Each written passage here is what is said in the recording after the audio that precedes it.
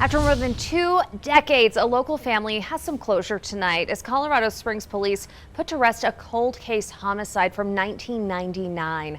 Jennifer Watkins was working at Memorial Hospital when her body was discovered beaten and sexually assaulted. DNA evidence collected from the crime scene was sent to labs years later. 21st century technology pieced together a profile for the suspect, identified as Ricky Severt, who worked at the same hospitals as Watkins. And when police went to track him down, they discovered he had been killed in a car crash in 2001. After careful review, the DA has decided to close this case, hopefully giving the family some closure tonight. And we are digging deeper into the technology that was crucial to cracking this case that was 21 years old and how it has become standard for law enforcement in solving cold cases across the nation. News's Aaron Chapman joins us live tonight, and it actually helped solve 2 Colorado cold cases this week, Aaron.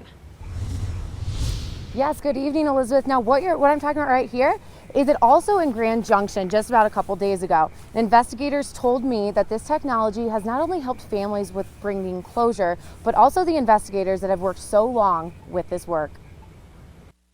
It's definitely a relief, I think, for us as an agency and all the investigators that have worked that investigation throughout the course of its time. Colorado Springs Police Sergeant Corey Dabb says it was trial and error until 2017 when CSPD began working with Parabon Nanolabs. We wouldn't be here today if it wasn't, for Parabon and the help that they provided. Parabon was provided some hair and semen samples from Watkins' body, and through DNA analysis and genetic genealogy, they were able to match Watkins' killer to a man by the name of Ricky Severt.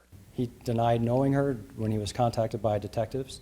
Someone who wasn't on CSPD's radar. We didn't have any criminal history involved. In fact, 2 years after the murder, Severt was killed in a car crash, but investigators say they are confident he is the one who murdered Watkins. It was 99.9994% of the population could be excluded, but our suspect could not be excluded.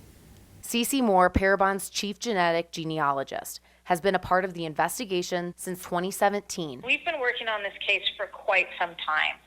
It was not an easy one to help solve. Moore says that Parabon's genetic technology used to solve the Watkins murder has been able to solve another 140 cold cases around the country the past 2 years, something that would not have been possible years ago. With the passage of time, technology has caught up with numerous amount of criminals based on what we can do nowadays. Not only does advanced technology give CSPD an answer, but also for the family members to have a sense of hopefully relief that the case, they at least know who is responsible for it. Now, while Watkins' case has been officially closed, investigators say that there are still 92 cold cases here out in Colorado Springs that are still open. So they urge if anyone knows anything to please let them know. Always watching out for you, Colorado Springs. Aaron Chapman, News 5.